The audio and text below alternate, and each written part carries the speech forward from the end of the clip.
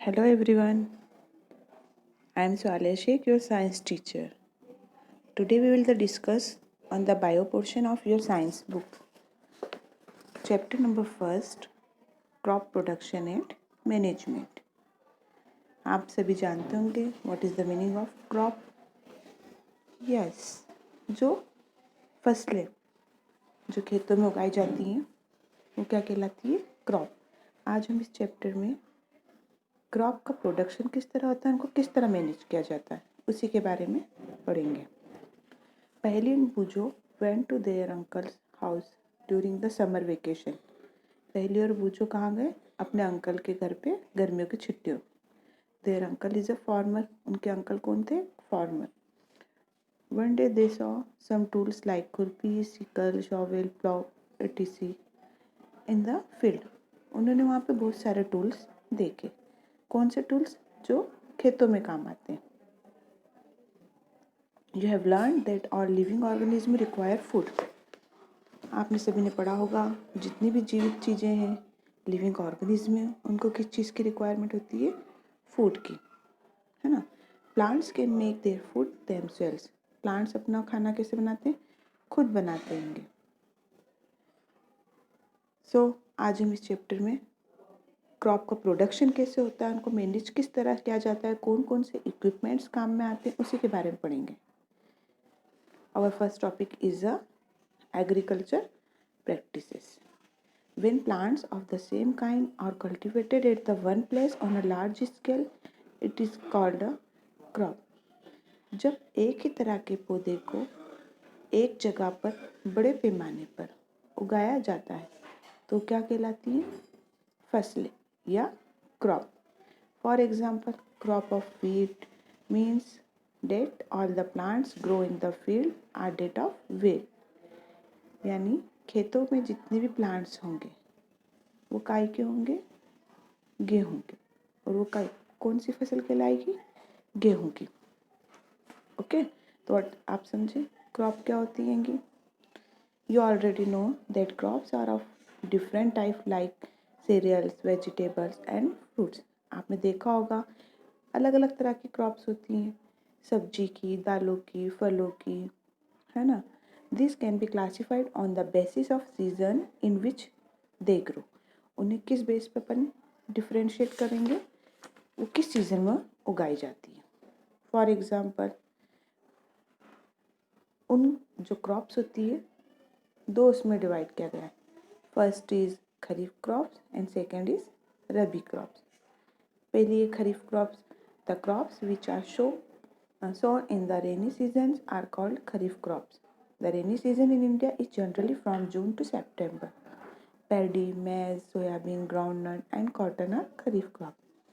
यानी वो फसलें जो बारिश के सीजन में उगाई जाती हैं। कौन सी फसलें कहलाती हैं? खरीफ क्रॉप्स। और इंडिया में बारिश का सीजन कब से होता है? जून से स्टार्ट होता है सितंबर तक। तो खरीफ क्रॉप कौन कौन सी बारिश में कौन कौन सी उगाई थी? पैडी, धान की फसलें, मक्का, soybean, groundnut etc. And second is a rabi crop. The crops grow in the winter season October to March are called rabi crops. मतलब ऐसी फसलें जो ठंड में विंटर सीजन में उगाई जाती है। और इंडिया में विंटर सीजन कब से स्टार्ट होता है? अक्टूबर से, और कब तक रहता है? मार्च तक। यानी अक्टूबर से मार्च के बीच में जो फसलें उगाई जाती हैं कौन सी कहलाती हैं? Rabi crops. Examples of rabi crops are wheat, gram, pea, mustard and linseed. Okay. Besides these pulses and vegetables are grown during summer at many places. इसके अलावा कई तरह की सब्जियाँ और दालें तो गर्मियों में उगाई जाती हैं, ठीक। लेकिन दो तरह के उसमें डिवाइड किया गया, kharif crops and rabi crops. Okay, next topic is basic practices of crop production. अभी हमने पढ़ लिया कि क्रॉप्स कौन कौन सी होती है, किस सीजन में उगाई जाती है। अब उन क्रॉप्स को प्रोडक्शन करने के लिए क्या मेन प्रैक्टिसेस होंगे, है ना। Okay, why paddy can not be grow in the winter season. बूजो का जैसे क्वेश्चन था कि पेडी की फसलों को विंटर सीजन में क्यों नहीं उगाए जा सकते? Why? Because paddy is a kharif crops. और अभी हमने पढ़ा है कि खरीफ क्रॉप्स क्या होती हैं? रेनी सीजन में, है ना, जो रेनी सीजन में उगाई जाती हैं। अब पेडी जो होती है, पेडी को विंटर सीजन में इसलिए नहीं उगाया जा सकता क्योंकि पेडी को उगाने के लिए लॉट्स ऑफ वाटर की ज़रूरत होती है। और पानी कब ज़्यादा होता है? बारिश के सीज़न में, इसलिए पैडी को रेनी सीजन में उगाया जाता है। ओके, हाँ। अभी अपन पढ़ रहे थे एग्रीकल्चर प्रैक्टिसेस। एग्रीकल्चर प्रैक्टिसेस के अपन जो मेन पॉइंट है, जैसे फर्स्ट है preparation of soil, second sowing, third adding manure and fertiliser, fourth irrigation, fifth protecting from weeds, six harvesting and last is storage. मैं आपको शॉर्ट में पहले बताती हूँ प्रिपरेशन ऑफ सॉइल, है ना। प्रिपरेशन ऑफ सॉइल मतलब मिट्टी को तैयार करना, किसके लिए? क्रॉप के लिए।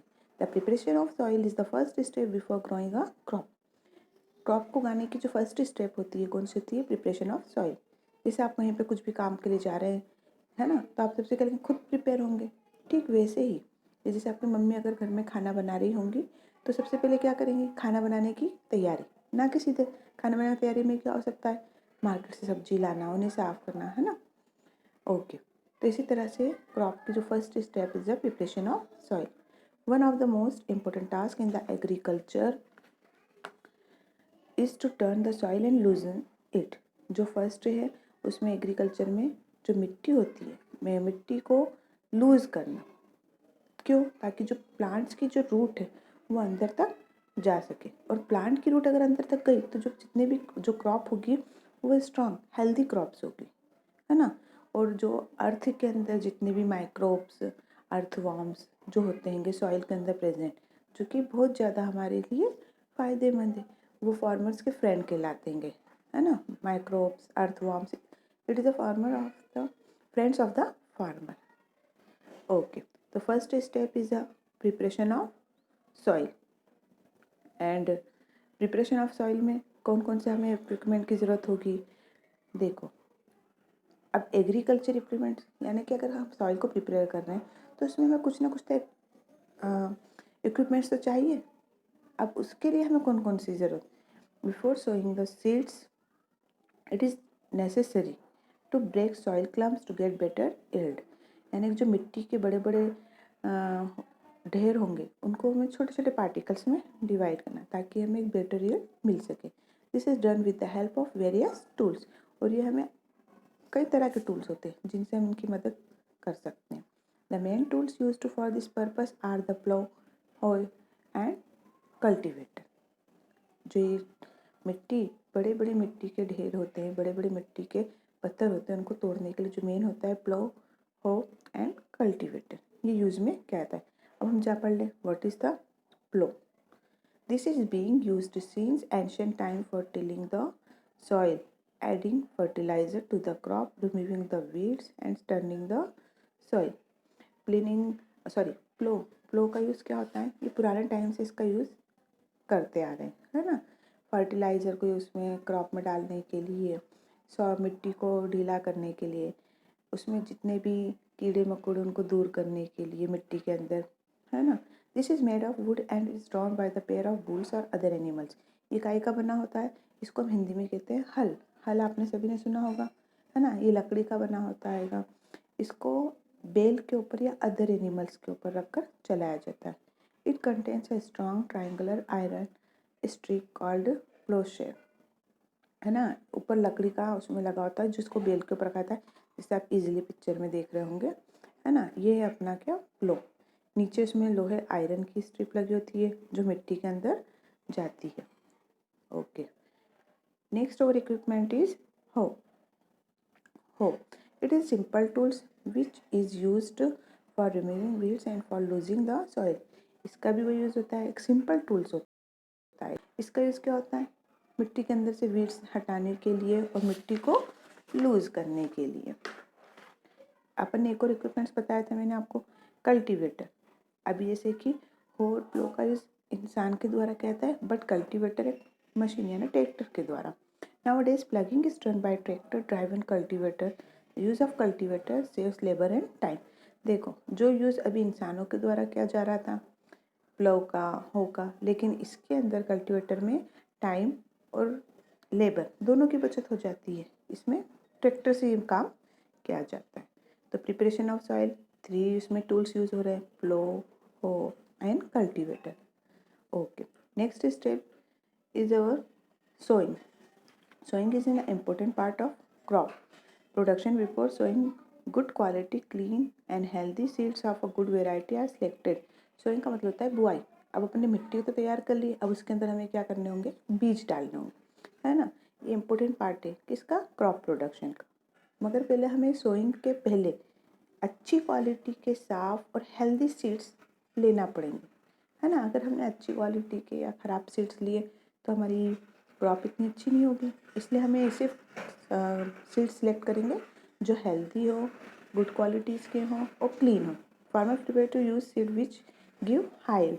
और ज़्यादातर किसान कैसे बीज यूज़ करते हैं जिससे हमें अच्छे यानी कि ज़्यादा प्राप्ति हो सके. Okay. Before sowing, one of the important tasks to know about the tools used for sowing seeds. अच्छा, सोइंग तो कर रहे हैं, जिस तरह से हमने पढ़ा कि प्रिपरेशन ऑफ सॉइल, मिट्टी के तैयार करने में हमने टूल्स यूज़ करते हैं, ठीक उसी तरह से हमें सोइंग में भी टूल्स यूज़ होंगे. वो भी 2 टाइप्स के होते हैं. ठीक, फर्स्ट इज़ द ट्रेडिशनल मतलब पारंपरिक, जो यूज़ हमेशा होते आ रहे हैं. The tool used traditionally for sowing seed is shaped like a funnel. The seeds are filled into the funnel, passed down through 2 or 3 pipes having sharp end. These end pass into the soil and place seeds there. इसमें क्या होता है, जैसे एक funnel shape का, funnel मतलब जैसे normally language में आप पानी की झब्बी कहते हैं, उस शेप का होता है. वो फनल जो होती है नीचे पाइप में 2 या 3 पाइप उसमें जुड़े होते हैं, उसमें फनल में ऊपर सीड्स डालते रहते हैं और वो किसी एनिमल्स के ऊपर रख कर उसको आगे बढ़ाते हैं और सीड उसमें से नीचे मिट्टी में गिरते जाते हैं. ये तो हुआ traditional. And next is seed drill. Nowadays seed drill is used for sowing with the help of tractor. This sows the seed uniformly at equal distance the depth. It ensures that seeds get covered by the soil after sowing. This protects seed from being eaten by birds. Sowing by using a seed drill save time and labor. अभी हमने इसके जो पढ़ा था traditional tools में क्या होता है कि एनिमल्स के ऊपर वो फनल को रखा हुआ होता है और वो बीज मिट्टी में गिरते जाते हैं. लेकिन सीड ड्रिल क्या होता है, एक मशीन होती है, उसमें अगर मिट्टी छोटे, देखो आप मशीन में देख रहे होगे कि उसमें एक पाइप से छोटे छोटे अलग चैम्बर बने होते हैं, उसमें वो सीड मिट्टी में गिरते जाते हैं और इक्वल डिस्टेंस. अब एनिमल्स तो उसके चलने पर डिपेंड होगा, कहीं वो फास्ट कहीं स्लो चला तो बीज कहीं पे कम कहीं ज़्यादा गिरे. लेकिन जो सीड ड्रिल्स होती है उसके द्वारा सभी पर इक्वल डिस्टेंस में सीड गिरते रहेंगे, है ना. और एक जैसे बीजों का सोइंग होगी. ओके. तो सोइंग में हमें 2 तरह के इक्विपमेंट्स यूज़ आए थे. अब next our step is adding manure and fertiliser. The substances which are added to soil in the form of nutrients for the healthy growth of plants are called manure and fertilizer. Adding manure और fertiliser, पहले हम heading को समझ लेते हैं. मतलब हमने मिट्टी तैयार कर ली, बीजों को उसमें बो दिया, अब उसकी हमें केयर करना होगी. क्यों, ताकि अच्छी क्रॉप मिले हमें. तो इसमें हम कुछ मैन्योर या फर्टिलाइज़र को ऐड करेंगे. और what's the difference of between manure and fertiliser, आप ये सोच रहे हैं, है ना. मैन्योर फर्टिलाइज़र वो होते हैं जो प्लांट्स को हेल्दी ग्रोथ करने में न्यूट्रिएंट्स देते हैं, सपोर्ट करते हैं, है ना. वो कहलाते हैं मैन्योर एंड फर्टिलाइज़र. अब what is the meaning of manure and what is the meaning of fertiliser. तो मैं आपको बता दूँ, मैन्योर इज़ अ ऑर्गेनिक, है ना, ऑर्गेनिक कंपाउंड्स, मतलब जो मिट्टी में कीड़े मकोड़े या वेस्ट पार्टिकल प्लांट्स के मिट्टी में दबा के जो तैयार होते हैं वो कहलाते हैं मैन्योर. और जो कि फर्टिलाइज़र जो होते हैं कहाँ पे तैयार किए जाते हैं, मशीनों, कंपनियों में, कारखानों में. ठीक है, जो मशीनों में यूज़ होते हैं बनते हैं वो कहलाते हैं फर्टिलाइज़र, जिसमें केमिकल्स का यूज़ किया जाता है. For example urea, ammonium sulphate, super phosphate. ठीक है, ये हो गए मैन्योर. और जो फर्टिलाइज़र और मैन्योर क्या होते हैं, ऑर्गेनिक सब्सटेंस होते हैं. ओके. अब मैन्योर फर्टिलाइज़र अगर दोनों हैं, एक कहाँ बन रहे हैं, केमिकल के हैं और एक ऑर्गेनिक हैं, तो दोनों में से कुछ तो डिफरेंस होगा, है ना. अब डिफरेंस क्या होगा, जो नेचुरली बन रहे हैं, जो नेचुरली बन रहे हैं तो फ़ायदे बन रहेंगे. जैसे for example fertiliser is a man made inorganic salt. Fertiliser क्या होते हैं, इंसानों के द्वारा बनाए हुए हैं। Manure is a natural substance obtain by the decomposing of cattle Dang and plant residue, है ना। जो मैन्योर होते हैं जो नेचुरल सब्सटेंस होते हैं और किससे, कैटल डंग जानवरों के गोबर और प्लांट के रेसिड्यू से तैयार किए जाते हैं। Fertiliser prepared in a factories, fertiliser कहाँ क्या तैयार करते हैं, फैक्ट्रीज में। और manures can be prepared in the field, और मैन्योर के खेतों में तैयार हो जाते हैं।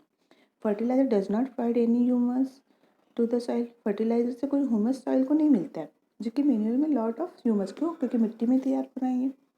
Fertiliser are very rich in plant nutrient like nitrogen, phosphorus and potassium. Fertiliser से हमें भारी मात्रा में प्लांट्स को न्यूट्रिएंट्स कौन कौन से मिलते हैं, नाइट्रोजन, फॉस्फोरस, पोटेशियम, जो कि मैन्योर से relative less rich in plant nutrient, उसमें थोड़ा कम मिलता है। मगर फिर भी मैन्योर के क्या क्या एडवांटेजेस हैं। The organic manure is considered better than fertiliser, this is because it enhance the water holding capacity of the soil, ये मिट्टी की वाटर होल्डिंग की कैपेसिटी को बढ़ाते हैं। It make the soil porous due to which exchange of gases becomes easily, ये मिट्टी को पोरस मतलब छेद वाली बनाते हैं ताकि गैसेस का एक्सचेंज ईजिली हो सके। It increase the number of friendly microbes, ये न जो माइक्रोब्स के लिए फ़ायदेमंद होती है उसके लिए फ्रेंडली है। It improve the texture of soil, ये मिट्टी का टेक्सचर को बढ़ाने में, कि वो एसिड होगी कि बेसिक होगी, वो बढ़ाने में हेल्प करते हैं। Okay, next our topic is irrigation. All living beings need water to live. Water is important for proper growth and development, है ना। जितनी भी लिविंग थिंग्स है उनको जीवित रहने के लिए वाटर बहुत ज़रूरी होता है। ठीक, अभी जैसे हमने पहले मिट्टी तैयार करी, फिर उसमें बुआई करी, उसमें न्यूट्रिएंट्स मिला दिए, अब उसको पानी की भी तो ज़रूरत होगी, तो इरिगेशन का मतलब होता है सिंचाई। Okay, water is absorb by the plant root, water किसके द्वारा एब्जॉर्ब किया जाता है, प्लांट्स की रूट के द्वारा। Along with water, minerals and fertilizer are also absorbed. Plants contain nearly 90% water. Water is essential because germination of seed does not take place under dry condition. यानी कि प्लांट्स की growth के लिए water बहुत ज़रूरी होता है। अगर ड्राई कंडीशन, अगर मिट्टी सूखी होगी, वहाँ पानी नहीं होगा, तो प्लांट्स ग्रोथ नहीं कर पाएंगे, है ना। अब जैसे हमने अलग अलग सोइंग के लिए क्या टूल्स यूज़ हुए, मिट्टी के तैयारी के लिए क्या टूल्स यूज है, ठीक उसी तरह से इरिगेशन, इरिगेशन के क्या क्या सोर्सेस हो सकते हैं। The sources of water for irrigation are wells, tubewells, ponds, lake, rivers, dams and canals, है ना।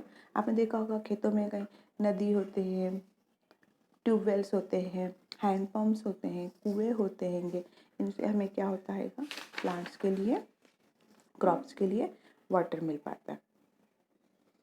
Traditional method of irrigation, tradition मतलब वही पारंपरिक जो पुराने टाइम से चलती हुई आ रही है irrigation. The water available in wells, lakes and canals is lifted by the different method in different region for taking it to the field. जो पानी जैसा भी अवेलेबल हो जाता है, चाहे वो कुएँ से, झीलों से, नहरों से, है ना, उसे डिफरेंट अलग अलग मेथड के द्वारा लाया जाता है और उन्हें खेतों में डाला जाता है।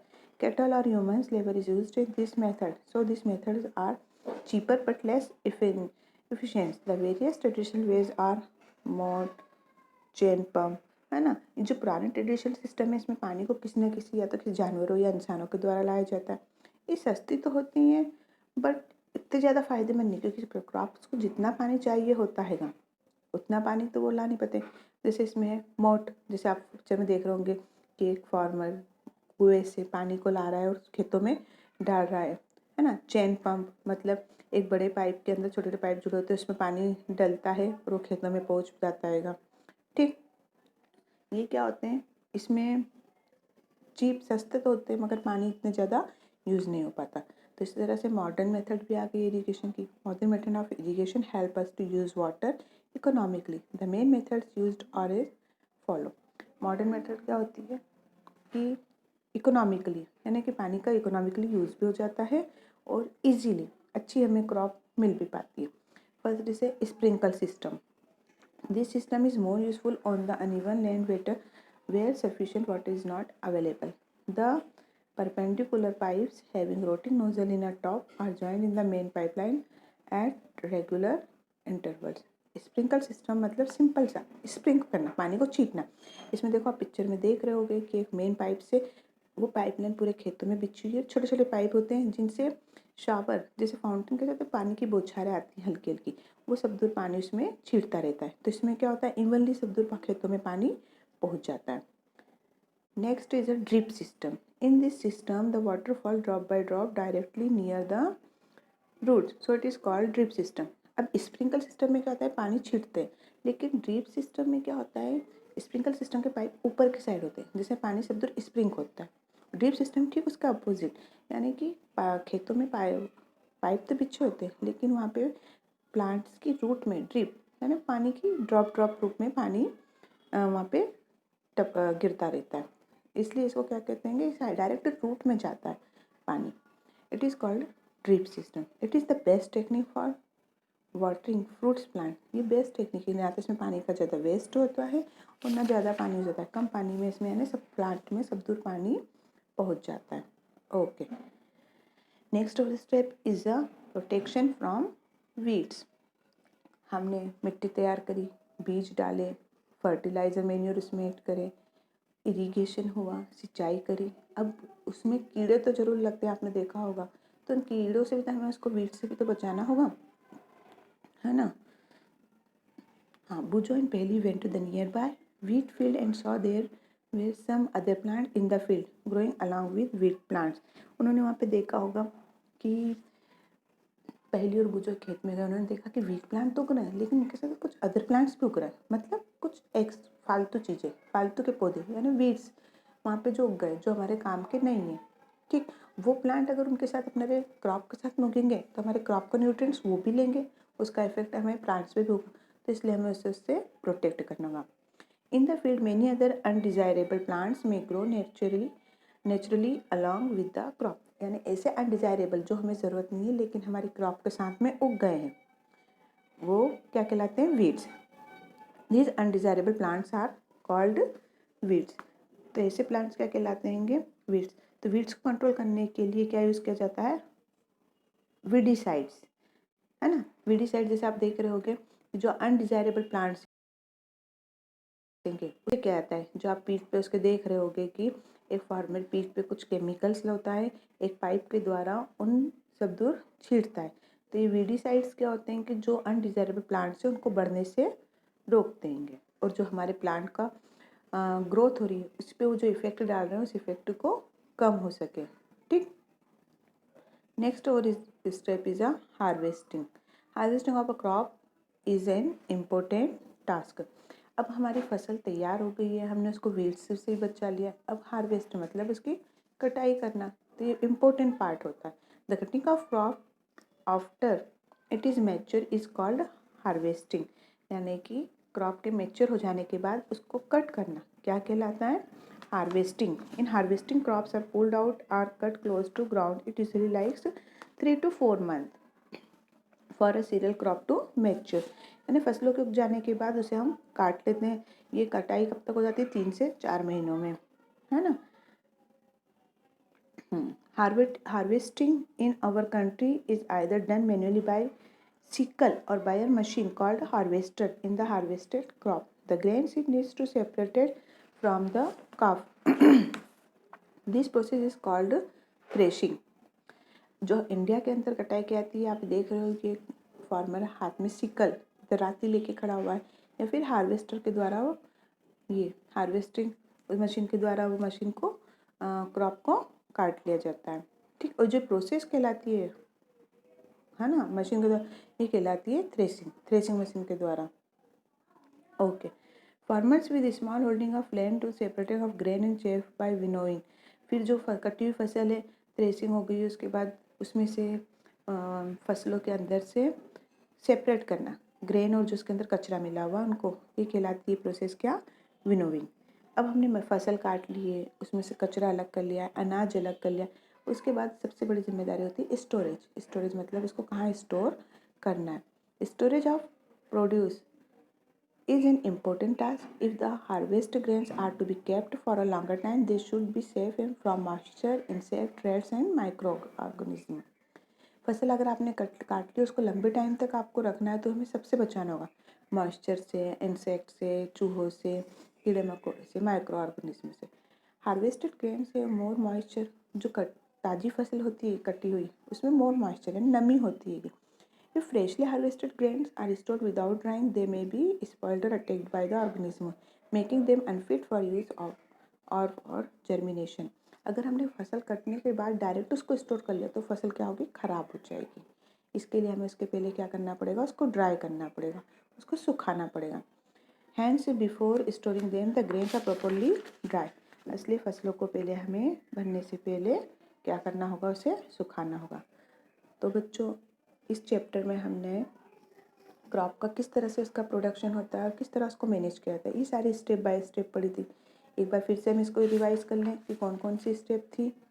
प्रिपरेशन ऑफ सॉइल, सोइंग, है ना, adding manure and fertiliser, irrigation, protection from seeds, harvesting, storage.